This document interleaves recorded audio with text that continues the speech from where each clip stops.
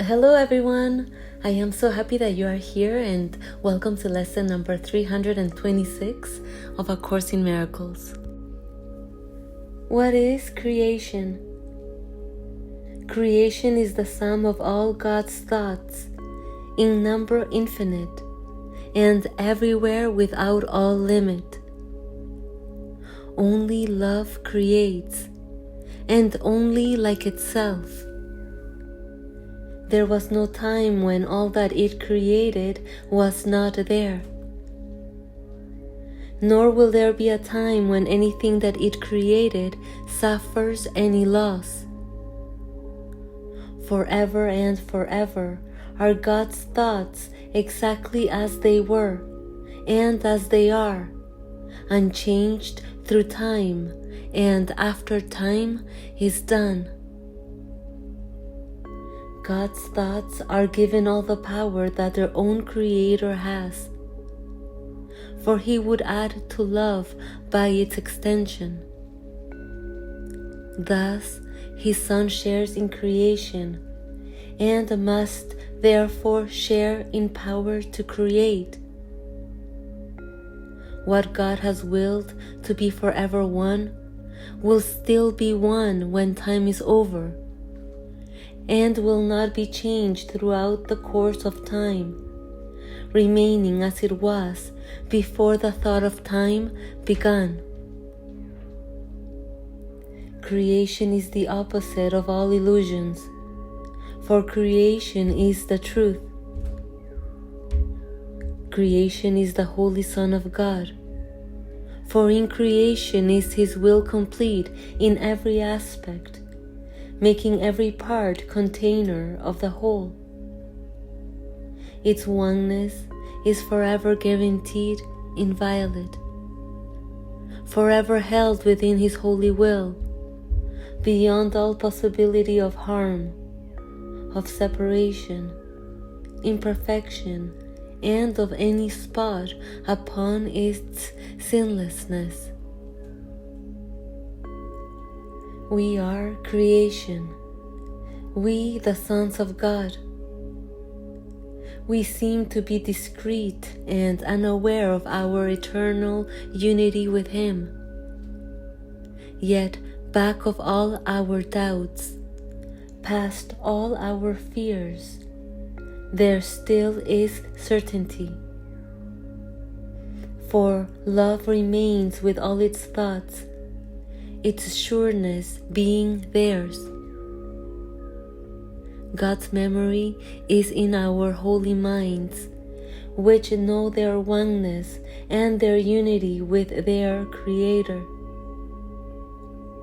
Let our function be only to let this memory return, only to let God's will be done on earth, only to be restored to sanity, and to be but as God created us. Our Father calls to us. We hear His voice, and we forgive creation in the name of its Creator, holiness itself, whose holiness His own creation shares, whose holiness is still a part of us. Lesson 326. I am forever an effect of God. Father, I was created in your mind, a holy thought that never left its home. I am forever your effect, and you forever and forever are my cause. As you created me, I have remained. Where you established me, I still abide, and all your attributes abide in me, because it is your will to have a Son so like His cause, that cause and its effect are indistinguishable. Let me know that I am an effect of God, and so I have the power to create like you. And as it is in heaven, so on earth. Your plan I follow here. And at the end, I know that you will gather your effects into the tranquil heaven of your love, where earth will vanish and all separate thoughts unite in glory as the Son of God. Let us today behold earth disappear, at first transformed and then forgiven, fade entirely into God's holy well.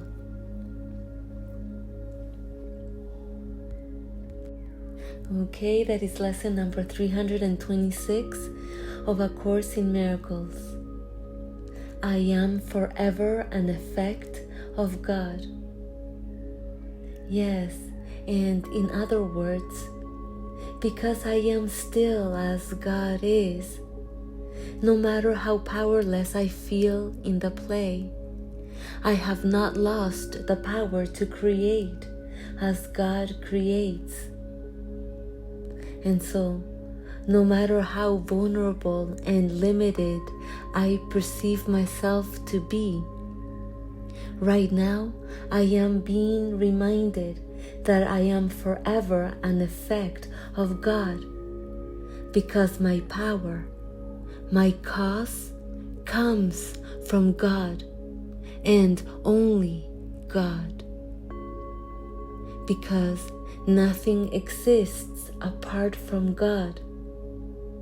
Because God's infinite creative intelligence is the source of everything seen in the infinite universe, appearing as all things seen in the infinite universe.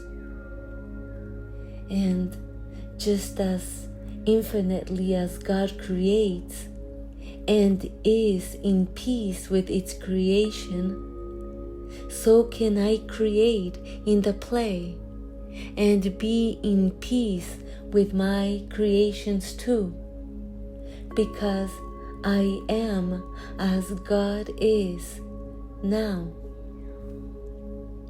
But I forgot my identity as the infinite creator, and I seem to have settled for the identity of a finite performer that has been left to rely on its own fictitious finite mind to solve its problems. A temporal character that seems to be alone in the world and at the mercy of life, having to face limitations, challenges, illnesses, rejection, lack, pain, and so on, all on its own. And so, unaware of the infinite creative intelligence that is present now, the fictitious character, the performer, becomes the doer, limiting its options, taking matters into its own hands, using its limited means to control every situation. But the truth is changeless, and what is looking through all eyes is powerful now, just as much as ever before, because the infinite power of God is timeless, meaning that all performers in the play have been creating and miscreating all along, either consciously or unconsciously, because the infinite mind and power looking through all eyes can't be reduced in its power to create, even in the midst of illusions. That's why what we focus our attention on matters, because what's looking through all our eyes is powerful without exceptions right now. And that's why in chapter 3 of A Course in Miracles, under section 7, titled Creating versus the Self-Image, it reads, "It is a mistake to believe that a thought system based on lies is weak. Nothing made by a child of God is without power." It is essential to realize this, because otherwise you will be unable to escape from the prison you have made. You cannot resolve the authority problem by depreciating the power of your mind. To do so is to deceive yourself, and this will hurt you because you really underestimate the strength of the mind. You also realize that you cannot weaken it any more than you can weaken God.